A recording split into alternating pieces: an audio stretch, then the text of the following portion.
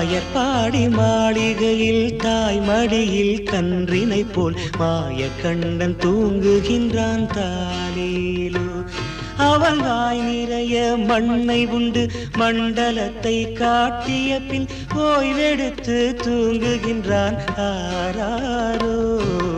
ஓய்வெடுத்து தூங்குகின்றான் ஆராரோ. ஆயர்பாடி மாளிகையில் தாய் மடியில் கன்றினை போல் மாய கண்ணன் தூங்குகின்றான் தாலேலோ.